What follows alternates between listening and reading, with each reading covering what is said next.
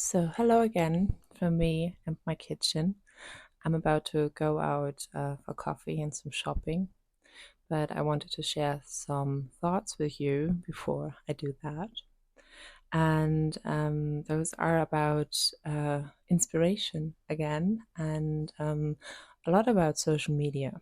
So, I think, you know, there are those life coaches or some spiritual influencers or influencers in general that go like, oh, you have to delete social media, you have to go back within yourself and ground, do some meditation, grounding, and yeah, delete social media. And then there's the other path. They just go all the way into social media. I'm like that sometimes. Sometimes I find myself browsing through Instagram for like 3 hours. And after 3 hours, I go like, oof, what just happened? And I kind of wake up. I think every one of us knows that, whether it's Instagram or TikTok or YouTube, choose yours. And I think, let's take yeah, a step back and let's think about us back when we were child or teenagers or something. And let's just think about how just think about a situation where you really wanted to do something and your parents or whomever went like, no, you can absolutely not do it. And yeah, it's banned. You can't do it. No, it's strict and banned, and don't even think about it. And you are a child. And what was the first thing that happened? You went into a rebellious self. You went into like, oh, okay, if you say I can't do it, I'm doing it anyway. You watch me. This is where this rebellious thing happens, which is really healthy, by the way. And I think we take that and just apply it on today, on our grown up version of ourselves. And we're quite the same. If we go like, ban, if we try to ban something out of our lives, or be like really strict, there's this child in us that goes like, oh no, no, I'm not doing it. You know what? I'm not doing it. And um, this is not it. You know, you can't go like strict on the one way and be like you have to ban social media, or strict on the other way, be like you're all in social media and just live in that digital life. This is not it either. So, what to do? I don't know. There is no such a thing as a 10 steps plan that works for everyone. I think the first step, which is actually something that works for everyone, is the realization. If you realize you're spending either too much or actually too less time in the digital world, um, change something. It doesn't matter how big or small it is, change something. You know, follow other pages, um, touch grass. It's a basic thing, or like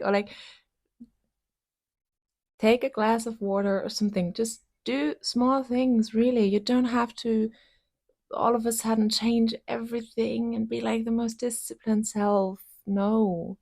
We live in this modern world. We live with social media, so we have to find a way to get it into our daily lives without it soaking in all of our time in our daily lives. So protect yourself, which is the first thing to do. Um, don't compare yourself. Those are two really huge steps. So don't take my words as something that is easy to do. No, it's not easy to do. To protect yourself, to not compare yourself. I'm with that. And who am I to judge? I do that all the time, compare myself. But I find myself reflecting on that. And I found thoughts that help me with that. And maybe you find your own thoughts. I go like, okay, the last 2 days, I've been comparing myself, the things I do, the things I create, who I am. I compared myself, and that made me feel bad. Okay, let's talk through this. Really, literally, talk yourself through this. Sit there. As I mean, I'm talking to myself right now. Do that. You don't need a camera or a microphone. Just not a mirror. Don't do it in front of a mirror. It's weird. Maybe you do it. Um, and talk yourself through it. Have a conversation with yourself and go like, why would you do that? Like what is it that you search in others that you don't have or you think you don't have? And if you go on, you find yourself digging deeper and deeper and deeper. And this is a good thing. It's not about finding the perfect plan. It's not about doing it perfect every day. It's not about finding yourself in a week. Finding yourself is a lifelong decision.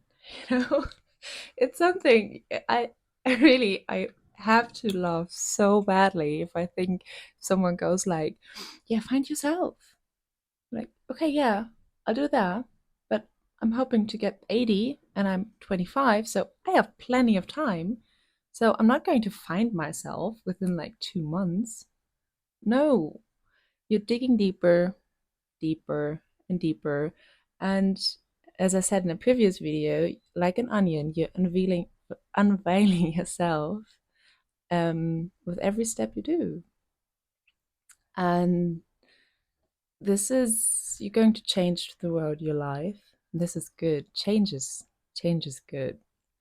And so change every day. Have a week of scrolling through Instagram and doubting yourself and feeling shit.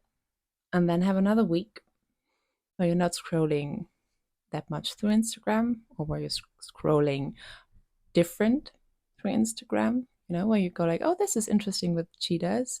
Oh, look how beautiful she is. Oh, look how amazing he does this. Or look, just give credit to the others. Try that. Try change those thoughts and give credit to the others and be like, oh yeah, I take that as an inspiration. No, because at the end of the day, if you start creating, or if you just do your normal life tasks or your everyday life, things influence us. And I'm not talking about influences in particular, I'm talking about life in general. Like the trees blossoming. This is something that's at one point in your life will influence you in a way you can't really describe. So things you see will influence you. And that doesn't mean everything you see or do or create has to be beautiful. No. Life is about the light and the shadows. Art is about the light and the shadows. I am about light and shadow. You are. Every one of us is. So um take that and go with it. Enjoy it. Try to enjoy it. Don't always enjoy it. And hate yourself sometimes. Then love yourself. And I'm talking about that. Please have that in mind. I'm talking about that as someone who has been in therapy, as someone who has had professional help. And if anything I say to you, you're always like, oh no, I'm so bad, I'm the worst, please seek for help. It's every time, it's so great. Help is great, and it's not a bad thing. And to ask for help. And if you might think I'm cool, hi. I asked for help, so you can as well. And I know it's difficult. Life is difficult. and I know life sucks sometimes, and I know it feels like something that would never change, and I know it feels like there's no colors, like everything's gray, and everything is a huge, huge thing to do, even showering or something. If those things feel just too heavy, if life feels just too heavy, you're not alone. Please always remember you're not alone. And so, this is what I want to give you, maybe, if you want to receive it. There you go. Um, yes, hello, I'm there. And oh, I have to share this phrase with you. I'm a person, I love reading. If you don't, it's fine. Just because I love reading doesn't mean you have to love reading. But I've read this book recently, and there's a phrase in it, and it says, reading books, it's so great because you are not lonely anymore, because you found out that every feeling you might feel has already been felt. There's already someone out there over the last decades, years, centuries who felt just the same as you do today. And that's about reading and sharing and creating and arts. So you're not alone, okay? Yeah. So it's a bit longer than the other videos today, but a bit chaotic. Chaotic. um, yeah, but this is it. So have a lovely day, or don't. Just because I said have a lovely day doesn't mean you have to have a lovely day today. No, you don't. Today feels shit. Today feels shit. Try again tomorrow. So, yes, bye, and maybe see you very soon.